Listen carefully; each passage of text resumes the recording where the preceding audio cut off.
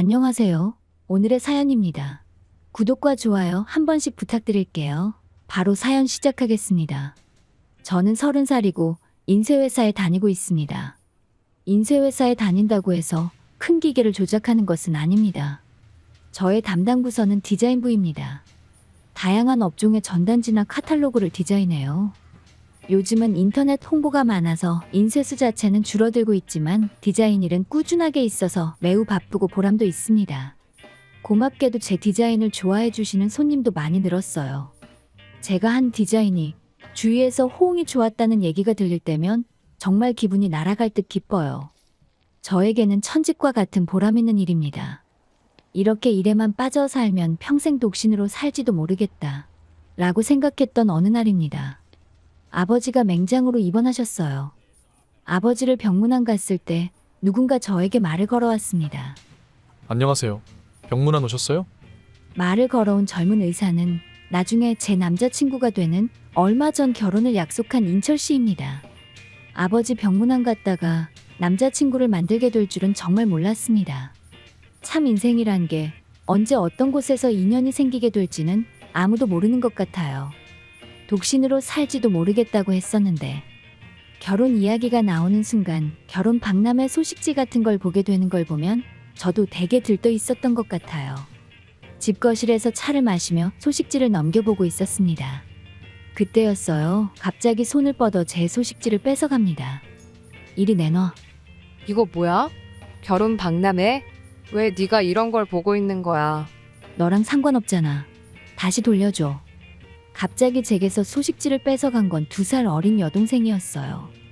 너랑 결혼이랑 전혀 상관없을 텐데 왜 폼 잡고 있어? 저기 거울이나 보고 나서 어디부터 고쳐야 할지 견적이나 내봐. 그 답 없는 얼굴로 뭔 결혼이야. 남자친구도 없으면서 결혼 생각이나 하고 있고 참 지질이 궁상이다. 날 좀 보고 배워. 가만히 있어도 알아서 남자친구가 생기잖아. 지금 남자친구도 제발 만나달래서 만나는 건데 노하우 좀 알려줄까? 아무것도 묻지 않았는데 여동생의 남자친구 자랑이 시작됐어요. 여동생은 옛날부터 이럽니다. 평범한 얼굴에 저와 달리 여동생은 정말 이쁘고 몸매도 좋습니다. 옛날부터 인기가 많았어요.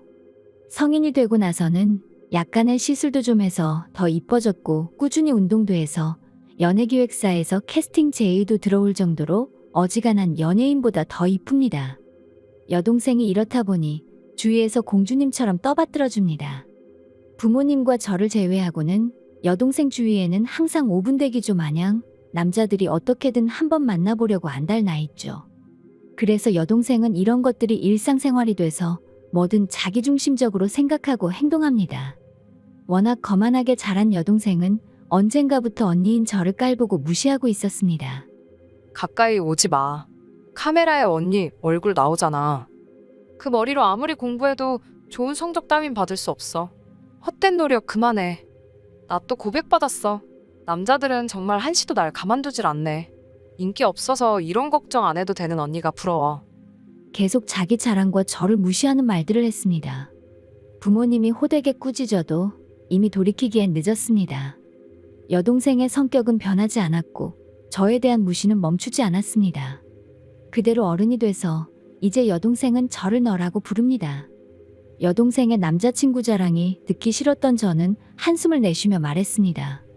남자친구라고 해야 하나? 약혼자라고 해야 하나? 아무튼 약혼한 남자가 있어. 결혼하기로 했으니까 소식지 보고 있는 거야. 그 말에 여동생의 움직임이 딱 멈췄어요. 그리곤 재수없게 실실 웃으며 말을 합니다. 아이고, 주제에 그래도 짝은 있나 보네. 그 사람 눈이 안 좋은 거 아니야? 어디가 좋아서 만난대? 안경도 안 끼고 시력 좋거든. 그리고 그냥 내 성격이 좋댔어. 뻥치지 마. 그냥 가정부로 쓰려고 말 잘 듣게 생긴 여자 고른 거겠지. 지금 하는 일 계속할 건데 가정부가 말이 되니? 그 사람도 계속 일할 거란 거 알거든. 그러자 여동생은 과하게 제스처를 하며 놀란 척을 했습니다. 세상에나 결혼하고 나서도 계속 일해야 해. 진짜 불쌍하네. 난 결혼하고 계속 일하는 여자들 불쌍하더라. 그러게 능력 좀 있는 사람을 만나야지. 쥐뿔도 없는데 장가 가려는 사람한테 걸려들었구나. 정말 재수 없습니다. 저를 깔보는 거야 이제 익숙해서 아무렇지 않은데 남자친구까지 무시하니 열받네요. 돈은 문제가 없어. 그 사람 직업이 의사니까 돈 때문에 스트레스 받을 일이 있겠어? 그리고 일은 내가 하고 싶어서 계속 하려는 거거든. 제가 맞받아치자 여동생은 바로 입을 다물었습니다. 저는 얼굴이 빨개져 제 방으로 들어갔습니다. 헉, 대박이네. 의사를 만났구나. 의사라. 여동생의 의미심장한 혼잣말도 못 듣고 말이죠. 결혼 이야기가 나오면 가장 먼저 해야 할 일은 역시 부모님께 인사드리는 것일 겁니다. 일단 인철 씨가 우리 집에 왔어요. 부모님께 인사를 마친 온화한 분위기가 순식간에 바뀐 것은 여동생의 모습을 본 순간입니다. 안녕하세요. 언니 동생이에요. 정말 잘생기셨네요. 너 왜 집에 왔어? 오늘 약속 있다고 집에 늦을 거라며? 언니도 참 형부 될 사람이 인사 오는데 집에 와야지. 약속은 전부 취소했어. 우연이라고는 하지만 여동생이 오늘 집에 없을 거라 해서 안도하고 있었어요. 여동생이 집에 있으면 불길한 예감이 들기 때문입니다. 과거에 아직 학생이었을 때 저는 여동생에게 남자친구를 빼앗긴 적이 있습니다. 성인이 되고 나서는 제가 남자친구가 없었고 굳이 저한테서 뺏지 않아도 여동생은 계속 남자친구가 끊이지 않고 있었기 때문에 그런 일은 일어나지 않았습니다. 여동생이 집에 돌아온 것은 조마조마했지만 여동생도 이제 성인이니 설마 언니의 약혼자를 빼앗는 일 따위는 하지 않을 겁니다. 오늘따라 유달리 얌전한 척하는 여동생입니다. 그리고 몇 주 뒤 남자친구가 할 말이 있다고 밖으로 불러냈습니다. 기분 탓인지 남자친구의 목소리는 꽤 상기되어 있었습니다. 설마 했던 저의 불길한 예감은 맞아떨어졌어요. 우리 결혼은 없던 걸로 하자. 미안한데 좋아하는 여자가 생겼어. 그리고 너랑 헤어지고 나서 사귀기로 했어. 어떻게 슬픈 예감은 틀리지 않고 딱 맞을까요? 설마 성인이 돼서도 여동생에게 남자친구를 뺏기게 될 줄은 상상도 못했습니다. 미안해. 네 약혼자 뺏어서. 하지만 어쩔 수 없잖아. 내가 더 이쁘고 몸매도 좋고 매력도 철철 넘치는데 싫겠지만 이런 게 세상의 순리 아니겠어? 나는 별말 안 했는데 만나달라고 그렇게 애원하니 당해낼 수 없었어. 정말 이쁜 게 죄네. 죄야. 전혀 변명이 되지 않은 얼토당토하는 말과 함께 저를 업신여기는 여동생입니다. 여동생과 함께 있는 약혼자였던 인철 씨는 웃으며 말했습니다. 정말 너한테 이렇게 이쁜 여동생이 있을 줄이야. 아직 결혼한 게 아니니까 모두가 다행 아니겠어? 정말 역겨운 미소를 짓는 그 얼굴을 본 순간 제 안에 남아있던 그에 대한 감정은 흔적도 없이 사라졌습니다. 남은 건 혐오감뿐이에요. 나도 좋아. 당신같이 여자의 환장한 사람이랑 결혼 안 해서. 이렇게 쉬운 남자라면 내 여동생이랑 딱 수준이 맞겠네. 둘이서 어디 얼마나 잘 만나는지 보자. 괜히 심술 부리기는 왜 남 탓을 해? 네가 별로인 사람이니까 이런 일이 생기는 거지. 정말로 끝까지 추잡스럽게 구네. 너희들이랑 말도 섞기 싫으니까 당장 사라져. 아니다. 내가 너희한테서 사라져 줄게. 왜 이렇게 억지를 부려? 뭐 얼마나 심한 말을 했다고 화를 내고 그래. 우리야말로 엮이기 싫으니까 여기서 얼른 꺼져. 그리고 다시는 안 볼 거니까 영영 눈앞에 나타나지 마. 끝까지 저를 깔보고선 둘은 자리를 떴습니다. 그 후 분노한 부모님께서 두 사람을 쫓아내버리고 인연을 끊어버려서 다시는 만날 일은 없었고 소문으로는 결혼까지 했다고 들었습니다. 이젠 정말 가족과 연도 끊고 남처럼 사는 사람이니 아무래도 상관없는 일이에요. 여동생 부부와 헤어진 지 3년이 지나 33살이 된 저는 여전히 인쇄회사에 다니고 있었습니다. 그러던 중 한 손님이 제 디자인을 좋아해 주셔서 다시 의뢰받게 되었습니다. 그의 이름은 준호 씨입니다. 준호 씨와 디자인 때문에 여러 가지 이야기를 나누다 보니 어느샌가 식사 초대를 받았습니다. 그리고 다음에는 데이트 신청을 받았어요. 그러다가 몇 번의 데이트 후 고백을 받았어요. 솔직히 말하자면 너무 기뻤어요. 준호 씨는 매우 성실한 분으로 전 남자친구와 같은 일은 결코 없을 거라 생각했습니다. 하지만 제 안에서 여동생에 대한 큰 트라우마가 있었던 것 같습니다. 괜한 걱정이지만 자꾸만 여동생 생각이 나고 별의별 걱정이 다 들었어요. 그래서 여동생에 대해서 솔직하게 모든 걸 얘기했어요. 더불어 전 남자친구에 대해서도 말했어요. 여동생의 사진도 보여주며 그의 반응을 살폈습니다. 하지만 여동생의 사진을 봐도 그의 표정은 아무것도 변하지 않았습니다. 아무래도 좋다는 듯이 사진에서 눈을 떼고선 저에게 미소를 지어주었습니다. 제 입으로 이런 말하는 것은 그렇지만 저는 옛날에 꽤 인기가 많았어요. 여동생보다 이쁜 사람, 매력적인 사람, 여러 여자를 만나봤어요. 근데 그런 여자들한테는 전혀 설렘이 느껴지지 않았어요. 그래서 나는 누구와도 결혼은 못하겠구나 라고 생각했는데 그게 아닌 것 같아요. 무슨 말이에요? 저는 직업상 사람 볼 줄 안다고 생각하거든요. 아무리 미인이고 예쁘게 차려입어도 내면의 아름다움을 이길 순 없더라고요. 그 사실을 당신을 만나서 깨달았어요. 잘 이해가 안 돼요. 당신 너무 빛나 보여요. 네? 일 얘기를 할 때면 생기 넘치는 모습이 너무 빛나고 아름답다고 생각했어요. 정말 멋있어요. 꼭 일이 아니더라도 식사를 할 때나 데이트할 때면 소소한 거에도 항상 행복하게 웃어주는 게 저를 행복하게 만들어줘요. 저와의 시간을 진심으로 소중하게 생각해주는 게 너무 고마워요. 인생의 즐거움을 잘 알고 있는 모습을 바라보면 누구보다 이쁘고 눈부시도록 아름다워요. 갑자기 그런 말 하니까 너무 부끄럽잖아요. 제 눈엔 세상에서 제일 이뻐요. 그리고 누구보다도 매력적이에요. 지금까지 더 멋진 여자를 만난 적이 없어요. 부디 저와 사귀어 주세요. 알겠어요. 부끄러우니까 이제 그만 말해도 돼요. 얼굴을 붉히며 제지했지만 준호 씨의 말은 멈추지 않았어요. 교제를 승낙해도 한동안 그의 닭살 돋는 말들은 멈추지 않았습니다. 지금도 부끄럽네요. 그로부터 1년 후에 저와 준호 씨는 결혼했습니다. 신혼생활은 행복 그 자체였고 결혼 전보다 더 애틋해진 것 같아요. 집안일은 서로 할 수 있는 사람이 해요. 계속 혼자 살았던 남편이 어쩌면 저보다 집안일을 잘하는 것 같기도 합니다. 피곤하고 녹초가 됐을 때 만들어주는 남편의 요리는 최고로 맛있습니다. 쉬는 날에는 함께 멀리 놀러도 다니고 해요. 어느 날 휴일에 가구를 보고 싶다고 말해 남편과 함께 외출했습니다. 그런데 악몽 같은 악마와 다시 만났습니다. 아이고, 엄청 수수한 여자가 보이네 했더니만 너였네. 침구 코너를 보고 있는데 뒤에서 목소리가 들렸어요. 얼굴을 안 보고 목소리만 들어도 알겠어요. 안 만난 지 4년이 지났어도 잊혀지지 않습니다. 여기서 만나네. 여동생이 서 있었습니다. 옆에는 전 남자친구도 함께 있었습니다. 오랜만에 본 여동생의 모습은 예전보다 못해 보였습니다. 나이를 먹은 탓인지 성격이 얼굴에 드러나는 것인지 그 옆에 선 전 남자친구는 실실 웃고 있지만 전보다 살이 좀 빠져 보였어요. 세상에 2번 다신 못 볼 줄 알았는데 이런 데서 만날 줄이야. 여기서 뭐해? 그러게 또 보게 되네. 여기 그냥 가구 보러 왔어. 여기 전부 수입 가구라서 많이 비쌀 텐데 괜찮아? 구경하는 건 공짜니깐 개나 소나 다 구경 오는구만. 여전히 깔보고 무시하는 태도의 여동생은 정말 재수 밥맛입니다. 옆에 서 있는 전 남자친구는 고개를 끄덕이며 말합니다. 그거 맞는 말이지. 여기 엄청 비싼 데인데 너 같은 사람들이 드나들면 수준 떨어지잖아. 우리처럼 살 생각으로 와야지. 돈도 없으면서 구경만 할 거면 와서 보지 말고 인터넷으로 구경해. 괜히 우리 같은 사람들도 수준 떨어져 보이잖아. 그러니까 얼른 집에 가서 인터넷으로 봐.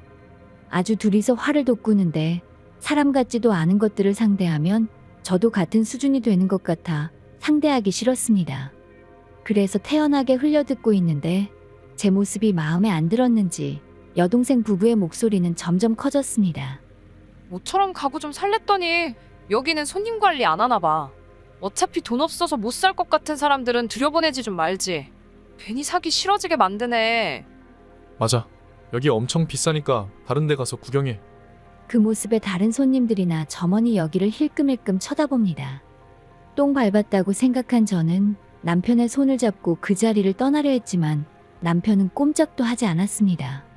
그제야 남편의 존재를 깨달은 듯한 여동생 부부가 남편을 봤습니다. 어머, 결혼했어? 옆에 누구야? 남편 되는 사람입니다. 여동생의 눈이 휘둥그레졌습니다. 아, 네. 그러던가요. 어쩌다가 결혼했대요. 정말 대단하네요. 뭐, 집안일 할 사람이 필요했어요? 집안일은 저도 같이 해요. 맞벌이니깐요. 맞벌이 하세요? 맞벌이 안 하면 살기 힘든가 봐요. 안 됐네요.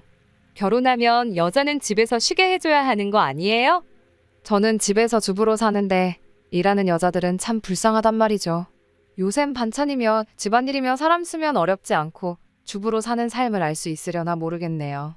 아이고, 말해봐야 감도 안 올 텐데 없는 사람들한테 괜한 말을 했네요. 머리부터 발끝까지 싸가지가 배겨있는 여동생은 제 남편에게도 무시하는 말을 했습니다. 저는 얼굴이 붉어지며 이성을 잃어갔습니다. 여동생은 실실 웃으면서 저를 봤어요. 미안해. 네 남자친구 뺏어가서 나한테 잘 어울리는 사람이지 너랑은 어차피 안 어울리는 사람이었어. 지금처럼 수준에 맞는 사람을 만나야지. 딱 보니 수수한 게 둘이 너무 잘 어울린다. 내가 너무 행복해 보인다고 부러워하지 말고 이런 데 다닌다고 달라지는 게 없으니까 분수에 맞게 살아. 그래도 괜찮은 사람 만나서 살고 있을 줄 알았는데 그저 그렇구나. 고생 많네. 그 고생이 평생 갈 것 같지만 말이야. 이젠 인내심의 한계에 도달했어요. 저한테만 그러면 몰라도 남편까지 욕을 하니 견딜 수 없었어요. 저기 적당히가 없네요. 여보 기다려. 이판사판 싸우려고 생각한 그 순간 남편이 제 앞을 막았습니다. 처음 뵙겠습니다. 당신 언니와 결혼한 김준호라고 합니다. 이름은 멀쩡하네요. 뭐 고마워요. 암튼 이렇게 만났으니 제 명함 받으세요. 내민 명함을 전 남자친구가 받는 것을 겼는지라고 남편은 여동생을 받습니다. 동생분이 언니한테 말을 심하게 하시네요. 제가 좀 원래 그래요. 언니가 저보다 못났으니 거짓말하는 것도 아닌데요. 뭘. 그런 게 어딨어요? 제가 볼 땐 당신이 훨씬 못나고 못생겼어요. 미쳤어요. 입 벌릴 때마다 추한 거 알아요? 외모에 자신 있는 것 같은데 남 깔보는 거 말곤 할 줄 아는 게 없는 거 다 드러나는데 모르고 사시나 봐요. 말투는 공손하지만 말에 날이 서 있습니다. 여동생의 얼굴은 새빨갛게 변했어요. 장난해요? 어디 눈이 안 좋아요? 못생겼다는 말은 태어나서 처음 듣거든요. 하나부터 열까지 모든 게 못났네요. 애초에 아름다운 사람은 언니를 시기 질투하고 남자친구를 뺏지 않아요. 뭘 안다고 말해요? 제가 언제 언니를 질투했어요? 사람은 본래 자기가 바라는 사람을 닮아가려 하는데 당신한테는 언니가 그런 존재인 것 같네요. 그럴 리가 없잖아요. 놀랐어요. 남편의 말도 그렇지만 거기에 동요하는 여동생의 모습 말이죠. 그렇게 생각해 본 적은 한 번도 없었어요. 여동생은 언제나 저를 깔보았기 때문입니다. 하지만 여동생의 동요하는 모습에서 혹시나 하는 생각이 들었어요. 관심도 없고 아무렇게라도 좋은 상대라면 그냥 무시하면 될 일이에요. 언니가 어떤 상대를 만나던 데리고 오던 뺏으려 하지 않을 겁니다. 왜냐하면 자기가 찾은 상대도 아니고 남의 물건을 빼앗는 건 스스로는 어떻게든 발버둥 쳐도 구하지 못하니 상대방이 갖게 된 것에 대해 질투가 있기 때문이죠. 그런 질투 하나도 없거든요. 그렇게 말하는 거 보니 언니보다 위라고 생각하나 봐요. 스스로는 내세울 게 없죠? 자신 있는 사람은 그렇게 살지 않아도 항상 당당하게 떳떳이 잘 살아요. 그런 말 따위야.